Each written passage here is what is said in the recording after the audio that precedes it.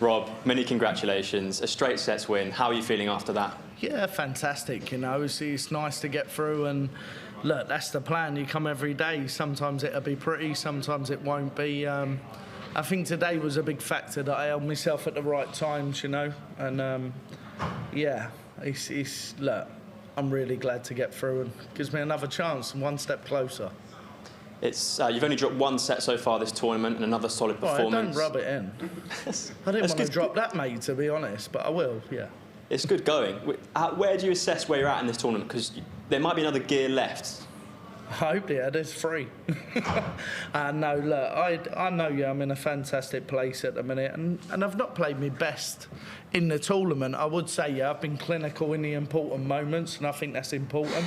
But yeah, I've not realistically hit them heights what I wanted to hit, and I can sit here and call me a liar, but look, to still sit here and not be at my brilliant best, then it says a lot, you know, and we got another chance to go out next time, try and put that right again.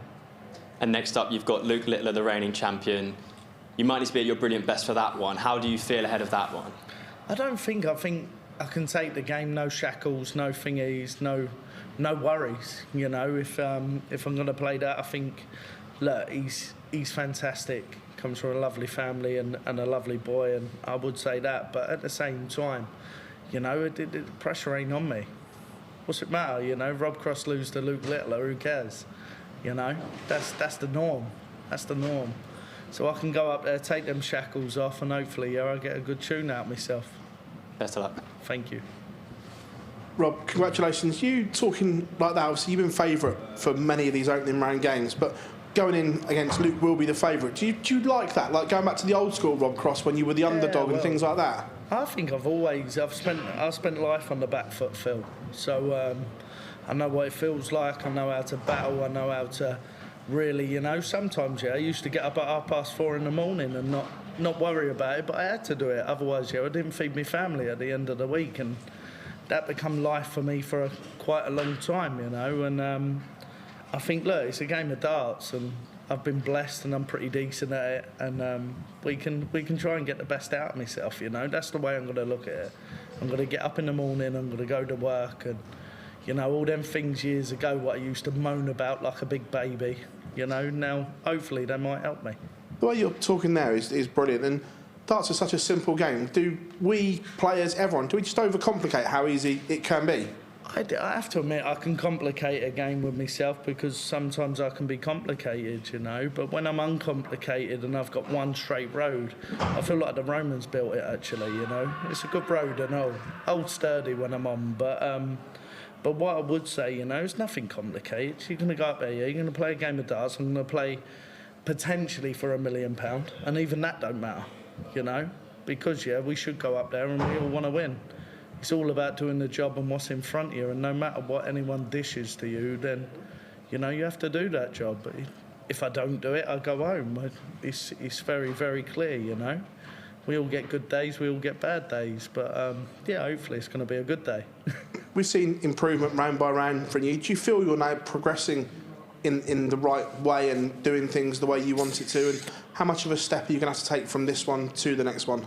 I think if we're going to talk about steps and stuff, I think the step's quite big at the minute. I don't think I've been at the races, but I'm still sitting there, which, like I said, I'm already grateful, but I know that game's there. I see it every single day. For some reason, it's just not quite happening where I want it to, but at the same time, I don't feel like I'm on the toilet and I'm getting cold, if that makes sense. You know, I don't feel like sorry about this, but I don't feel like my arse is on the porcelain yet, you know. So we go out there, we'll enjoy it, and look, I've got nothing to lose. You know, it's an easy life when it's not complicated. Cheers, mate. Well done, Rob. You say there's no pressure on you in the next game against Luke Little. Do you think there's any pressure on him to perform against you? Well, if we based it on the last 6 months, he'd do well to beat a Scooby. No, obviously it ain't the best 6 months. I don't think, look, it's always pressure, when you come back defending champion and stuff. And a couple of people actually texted me this week and they said, he played great last night. I never even watched it because I don't like to infuse myself with other people's work, you know. It's all about mine. But at the same time, look, you could call it pressure. Maybe if I win the first, second set or whatever, maybe there's pressure. But I think this boy's that confident. I don't think it comes down to that. It don't even enter his brain when he's winning 4-0, you know, and it shouldn't. There is no pressure, you know. The game's very simple. If you win the sets in front of you, you never really feel a bit of pressure, you know. So it's down to me to try and do the best what I can do, and I think if I do that, I could get close. How is it for you coming back as defending champion, and do you think the mindset from him is any different to what yours was? I think look, he's handled stuff 10 times better than what I did. 10 times, and we're two different people, I know, you know, two different ages at the times, and yeah, a bit like what I said in my last interview, you know, I've not just struggled for 8 years. It's not about darts. It's not. It's just normal life, you know. So I think in that sense, you know, if you're not quite used to it or whatever life dishes you, you know, and it was totally different when I won it. All the cameras went on me. I can remember when I come in, like 2017, and there was this big curtain up, and I could go behind this curtain. I was left alone. Davey didn't even like me then, but I love him now.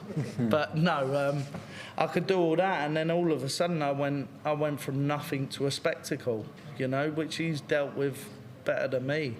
I think that's fantastic, and he's only a young boy. He only knows darts in that way, you know, and I think doing all that stuff, yeah, it changed me, but I had to learn the hard way. And I've done that now, and yeah, there won't be no tears from me or anything, you know. I think sometimes you just got to suck it up and keep going, you know. Cheers, mate. Rob, well done Underwood. You said that Luke Litler has handled all of this a lot better than what you did. If you could go back knowing what you know in hindsight, how would you have handled things differently when you became world champion and was thrust into the spotlight?